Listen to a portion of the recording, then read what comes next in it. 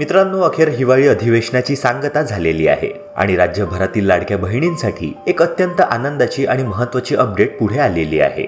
मित्रांनो, आजपासून पैसे वाटपाला सुरुवात होणार आहे। महाराष्ट्रातील संपूर्ण 36 जिल्ह्यांमध्ये 3 टप्प्यांमध्ये पैशांचे वाटप केले जाणार आहे आणि राज्य शासनाने असा निर्णय घेतला आहे की ह्या 36 जिल्ह्यांची विभागणी 3 गटांमध्ये करण्यात यावी। आणि मित्रांनो, ही जी विभागणी सरकारद्वारे करण्यात आली आहे ती लाभार्थी महिलांच्या संख्येनुसार करण्यात आलेली आहे। मित्रांनो, आजचा हा व्हिडिओ तुमच्यासाठी अत्यंत महत्त्वाचा असणार आहे जर तुम्ही लाडकी बहीण योजना या योजनेच्या लाभार्थी यादीत येत असाल। तसेच आतापर्यंत जर तुम्हाला एकही रुपया मिळालेला नसेल तरी देखील हा व्हिडिओ तुमच्यासाठी अत्यंत महत्त्वाचा असणार आहे, तेव्हा व्हिडिओ शेवटपर्यंत अगदी लक्षपूर्वक बघा। मित्रांनो, अगदी लगेचच ह्या व्हिडिओमध्ये मी तुमच्या सोबत जिल्ह्यांची यादी शेअर करणार आहे ज्या जिल्ह्यांमध्ये सर्वप्रथम लाडकी बहीण योजनेचा हप्ता म्हणजेच डिसेंबर महिन्याचे 2100 रुपये बँक खात्यामध्ये जमा केले जाणार आहे। व्हिडिओला सुरुवात करण्यापूर्वी एक नम्र विनंती तुम्हाला करतोय, जर तुम्ही आपल्या YouTube चॅनलवर नवे असाल तर ह्या व्हिडिओला लाईक करून चॅनलला नक्की सबस्क्राईब करा, जेणेकरून शासनाच्या विविध योजनांची इत्थंभूत माहिती वेळेवर तुम्हाला मिळत राहील। चला तर मग मित्रांनो, व्हिडिओला लगेच सुरुवात करूया। मित्रांनो, शेवटी हिवाळी अधिवेशनाची सांगता झालेली आहे। नागपूर येथील हिवाळी अधिवेशन संपलेलं आहे आणि राज्यभरातील लाडक्या बहिणींना ज्या हप्त्याची प्रतीक्षा अनेक दिवसांपासून होती त्या डिसेंबर महिन्याच्या हप्त्याचे वाटप सुरू करण्यात आलेले आहे। आणि मित्रांनो, 31 डिसेंबर पूर्वी तुमच्या खात्यामध्ये हे पैसे जमा होणार ही खात्रीशीर माहिती पुढे आलेली आहे। महायुती सरकारने महाराष्ट्रातील जिल्ह्यांची विभागणी 3 गटांमध्ये केली आहे। पहिल्या गटातील जिल्ह्यांना आज, उद्या आणि परवा या 3 दिवसांमध्ये पैशांचे वितरण केले जाणार आहे। त्यानंतरच्या 3 दिवसांमध्ये दुसऱ्या गटातील जिल्ह्यांमध्ये पैशांचे वाटप केले जाणार आहे आणि त्यानंतर 31 डिसेंबर पर्यंत राज्यभरातील सर्व 36 जिल्ह्यांमध्ये पैशांचे वितरण केले जाणार आहे। तेव्हा मित्रांनो, अखेर तुमची प्रतीक्षा संपली आहे आणि लवकरच तुमच्या बँक खात्यामध्ये 2100 रुपयांचा डिसेंबर महिन्याचा हप्ता जमा होणार आहे। मित्रांनो, आता जी मी माहिती तुम्हाला सांगणार आहे ती अत्यंत लक्षपूर्वक बघा, म्हणजेच कुठलंच कन्फ्युजन तुमच्या मनामध्ये राहणार नाही। पहिल्या टप्प्यामध्ये राज्य सरकारने 12 जिल्ह्यांची निवड केली आहे आणि मित्रांनो, हे 12 जिल्हे महाराष्ट्राच्या पश्चिम भागातील जिल्हे आहेत। त्यानंतर दुसऱ्या टप्प्यामध्ये पूर्वेकडील जिल्ह्यांचा समावेश करण्यात आलेला आहे आणि तिसरा टप्पा हा मध्य महाराष्ट्रातील जिल्ह्यांचा असणार आहे। मित्रांनो, पहिल्या टप्प्यामध्ये ज्या जिल्ह्यांची निवड करण्यात आलेली आहे ह्या जिल्ह्यांच्या यादीतील पहिल्या नंबरवरचा जिल्हा आहे सिंधुदुर्ग। सिंधुदुर्ग जिल्ह्याखालोखाल रत्नागिरी ह्या पश्चिम महाराष्ट्रातील जिल्ह्याचा समावेश करण्यात आला आहे। सिंधुदुर्ग आणि रत्नागिरी नंतर रायगड जिल्ह्याचा 3ऱ्या क्रमांकावर समावेश आहे। त्यानंतर मुंबई शहर आणि मुंबई उपनगर ह्या 2 शहरांचा समावेश आहे। मित्रांनो, लक्षपूर्वक ऐका, जे जिल्हे पहिल्या टप्प्यासाठी निवडण्यात आले आहे त्यामध्ये आहे पहिल्या क्रमांकावर सिंधुदुर्ग, दुसऱ्यावर आहे रत्नागिरी, तिसऱ्यावर रायगड, त्यानंतर आहे मुंबई शहर आणि मुंबई उपनगर, हे झाले 5 जिल्हे। त्यानंतर आहे ठाणे, पुणे आणि सातारा। होय मित्रांनो, 6व्या क्रमांकावर ठाणे जिल्ह्याचा समावेश आहे, 7व्या क्रमांकावर पुणे आणि 8व्या क्रमांकावर सातारा ह्या जिल्ह्याची निवड करण्यात आलेली आहे। मित्रांनो, आतापर्यंत 12 जिल्ह्यांपैकी 8 जिल्हे तुम्हाला सांगून झाले। त्यानंतरचे उर्वरित 4 जिल्हे म्हणजे कोल्हापूर, नंदुरबार, धुळे आणि नाशिक। तर मित्रांनो, अंतिम यादीनुसार पहिल्या टप्प्यामध्ये जे 12 जिल्हे निवडण्यात आलेले आहे त्यामध्ये सिंधुदुर्ग, रत्नागिरी, रायगड, मुंबई शहर, मुंबई उपनगर, ठाणे, पुणे, सातारा, कोल्हापूर, नंदुरबार, धुळे आणि नाशिक या महाराष्ट्रातील पश्चिम भागातील जिल्ह्यांचा समावेश आहे। त्यानंतरच्या दुसऱ्या टप्प्यामध्ये मुख्यतः विदर्भातील जिल्ह्यांचा समावेश आहे, किंवा असं म्हणता येईल की महायुती सरकारने दुसऱ्या टप्प्यामध्ये पूर्व महाराष्ट्रातील जिल्ह्यांचा प्रामुख्याने समावेश केलेला आहे। मित्रांनो, दुसऱ्या टप्प्यासाठी ज्या 12 जिल्ह्यांची निवड सरकारने केली आहे त्या अंतिम यादीतील पहिला जिल्हा आहे गडचिरोली।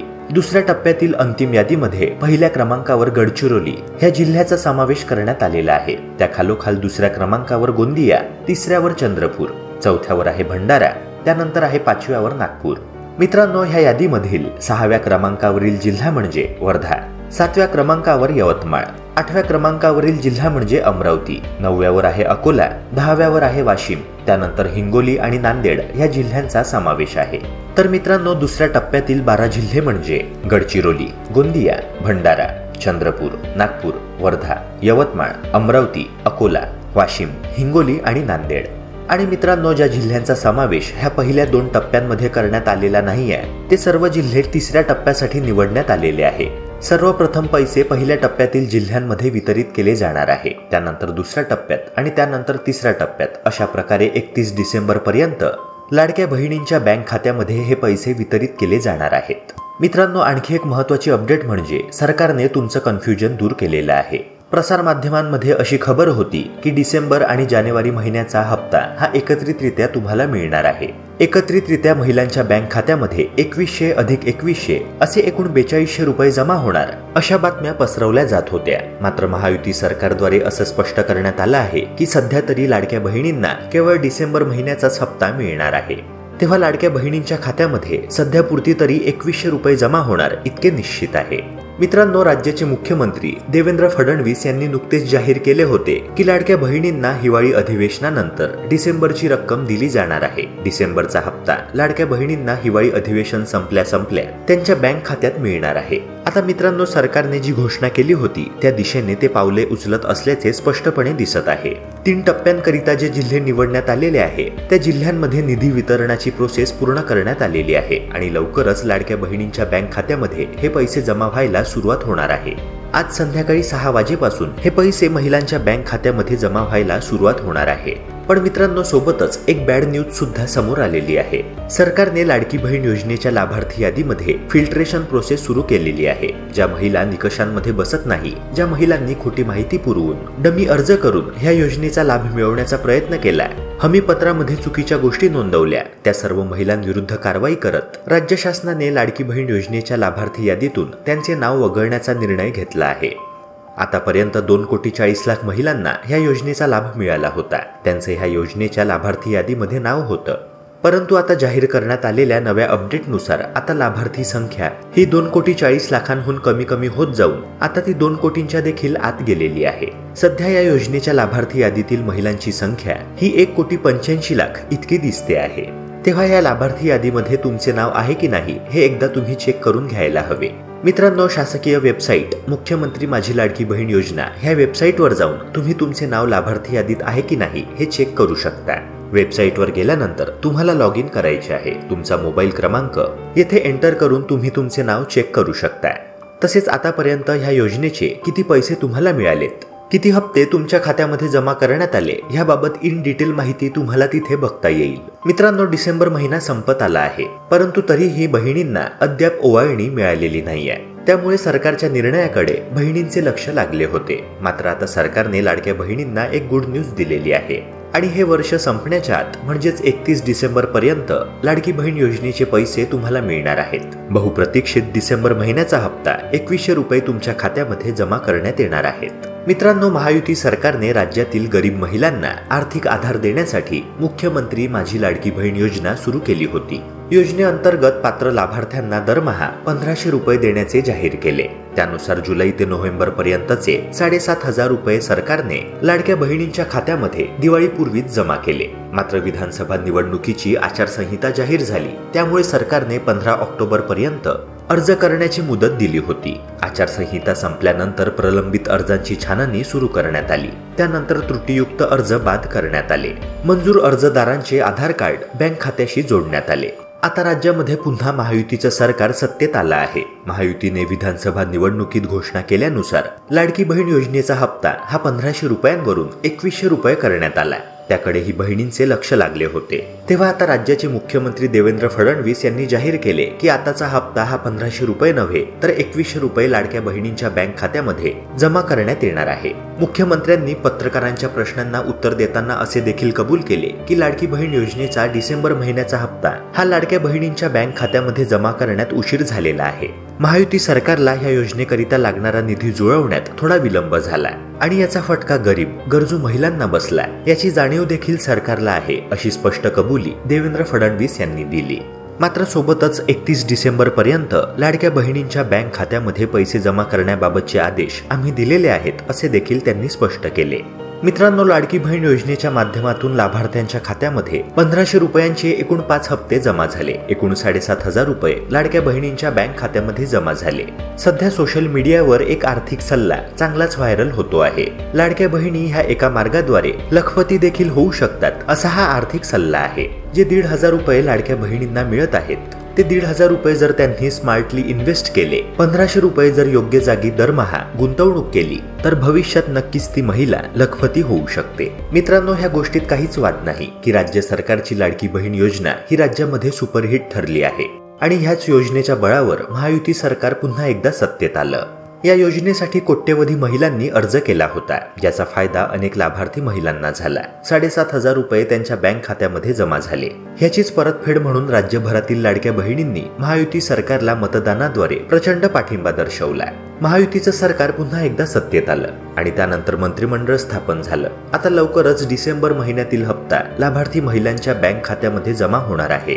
1,500 रुपयांवरून आता 2,100 रुपये देखील हा हप्ता झाला आहे. तेव्हा जर मित्रांनो हेच पैसे जर तुम्ही योग्य जागी गुंतवले, स्मार्ट इन्व्हेस्टमेंट केलं, तर येणाऱ्या काळामध्ये कंपाऊंडिंगद्वारे हे पैसे लाखोच्या घरात सुद्धा परत मिळू शकतात. आता मित्रांनो, ह्या 1,500 रुपयांच्या गुंतवणुकीद्वारे महिला लखपती कशा होतील ते जाणून घ्या. आतापर्यंत लाभार्थी महिलांच्या बँक खात्यामध्ये 5 हप्ते जमा झाले. याच 1,500 रुपयांची गुंतवणूक काही महिला सध्या करत आहेत. गुंतवणुकीचे अनेक पर्याय आहेत. याच गुंतवणुकीच्या पर्यायांपैकी एक पर्याय म्हणजे म्युच्युअल फंड. लाडकी बहीण योजनेतून लाभार्थी महिलांच्या बँक खात्यामध्ये दरमहा 1,500 रुपये जमा झाले आणि पुढे देखील होणार. आपण तेच पैसे SIP द्वारे म्युच्युअल फंड मध्ये गुंतवणूक करू शकता. आणि मित्रांनो, हे SIP म्हणजेच म्युच्युअल फंड हा शेअर बाजाराशी निगडित आहे. त्यामुळे शेअर मार्केटमधील चढ उतार पाहता परताव्याची टक्केवारी कमी अधिक होऊ शकते. मात्र SIP मध्ये गुंतवलेल्या पैशांवर सरासरी 12% व्याज मिळते.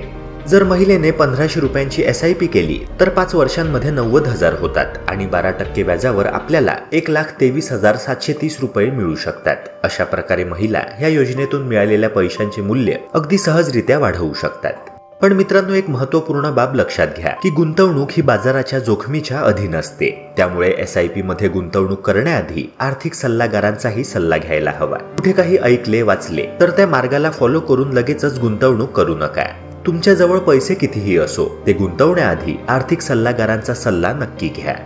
मित्रांनो, लाडकी बहीण योजनेविषयीची अजून एक महत्त्वाची अपडेट म्हणजे लाडक्या बहिणींसाठी आणखी एक खुशखबर पुढे आलेली आहे आणि काही ठराविक महिलांच्या बँक खात्यामध्ये तब्बल 9,600 रुपये जमा होणार आहेत. निवडणूक काळामध्ये सत्ताधाऱ्यांनी लाडक्या बहीण योजनेचे 1,500 रुपयांवरून 2,100 रुपये करण्याचे आश्वासन दिले होते. ह्या आश्वासनाच्या आधारेच महायुती सरकार पुन्हा एकदा सत्तेत आलं. लाडकी बहीण योजना राज्यात सुपरहिट ठरली होती आणि ह्या योजनेनुसार महिलांच्या बँक खात्यामध्ये दरमहा 1,500 रुपये जमा होऊ लागले होते. जुलै महिन्यामध्ये सुरुवात झाली. मात्र काहींना पैसे मिळाले तर काहींना आधार कार्डाचे सीडिंग न झाल्यामुळे पैसे मिळू शकले नाहीत. काहींच्या बँक खात्यात आधार नंबर लिंक नसणं किंवा इतर KYC संदर्भात अपडेट न झाल्यानं ही रक्कम जमा होऊ शकली नाही. पण लवकरच लाडक्या बहिणींच्या बँक खात्यामध्ये तब्बल 9,600 रुपये जमा होण्याची दाट शक्यता आहे. ज्या महिलांना आतापर्यंत लाडकी बहीण योजनेचा 1ही रुपया मिळालेला नाहीये, त्यांच्याकरिता ही एक महत्त्वाची अपडेट आहे. मित्रांनो, मागील व्हिडिओच्या कमेंट बॉक्समध्ये अनेक महिलांनी अशी तक्रार केली होती की आम्हाला आतापर्यंत लाडकी बहीण योजनेचा 1ही हप्ता मिळालेला नाहीये. पण मित्रांनो, एक फॅक्ट लक्षात घ्या. हे पैसे किंवा हे हप्ते तुम्हाला न मिळण्यामागचं मुख्य कारण तुमची स्वतःचीच चूक आहे. जर तुम्ही अशा बँकेत खाते उघडले असेल ज्या बँकेला स्वतःचा स्वतंत्र असा IFSC कोड नसेल, जर ती नॅशनलाइज्ड किंवा प्रायव्हेट बँक नसेल, तुमच्या KYCचा काही प्रॉब्लेम आला असेल, तुमचं आधार कार्ड तुम्ही बँक खात्याला लिंक केलं नसेल, म्हणजेच तुमचे DBT म्हणजेच डायरेक्ट बेनिफिट ट्रान्सफर थेट लाभ हस्तांतरण ही प्रक्रिया सुरू करण्यात आलेली नसेल, तर ह्या सर्व कारणांमुळे तुम्हाला योजनेचा हप्ता, योजनेचा 1ही रुपया मिळू शकलेला नाहीये. तेव्हा मित्रांनो, ह्या सर्व चुका त्वरित दूर करा. जर तुम्हाला आतापर्यंत लाडकी बहीण योजनेचा 1ही रुपया मिळालेला नसेल तर सर्वप्रथम त्या गोष्टीवर फोकस करा ज्या गोष्टीमुळे तुम्हाला हे पैसे मिळू शकलेले नाहीयेत. कुठली चूक तुमच्या हातून घडली, कोणती प्रक्रिया करणे अद्याप बाकी आहे ते एकदा समजून घ्या आणि ती प्रक्रिया लवकरात लवकर पूर्ण करून घ्या. कारण आता डिसेंबर महिन्याचा हप्ता हा डिसेंबर महिना संपण्याच्या आतमध्ये तुमच्या बँक खात्यामध्ये जमा करण्यात येणार आहे. सरकारने ह्या निधीचे हस्तांतरण ऑलरेडी केलेले आहे. तेव्हा हा हप्ता आणि आधीचे 7,500 रुपये असे एकत्रितरित्या 9,600 रुपये तुमच्या बँक खात्यामध्ये लगेचच जमा होऊ शकतात, प्रोव्हाइडेड की तुम्ही सगळ्या प्रक्रिया पूर्ण केलेल्या असाव्या, तुमची KYC पूर्ण झालेली असावी, आधार कार्ड तुमचे बँक खात्याला लिंक असावे आणि तुमच्या बँकेने तुमचे DBT इनेबल केलेले असावे. शासकीय योजनांचा पैसा तुमच्या बँक खात्यामध्ये जमा होण्याकरिता DBT इनेबल असणे अत्यावश्यक आहे. तुम्ही सगळ्या प्रोसेसेस पूर्ण केल्या असल्या मात्र तरीही जर तुमचे DBT इनेबल नसेल तर तुम्हाला कुठल्याच शासकीय योजनेचा पैसा तुमच्या बँक खात्यामध्ये मिळू शकणार नाही.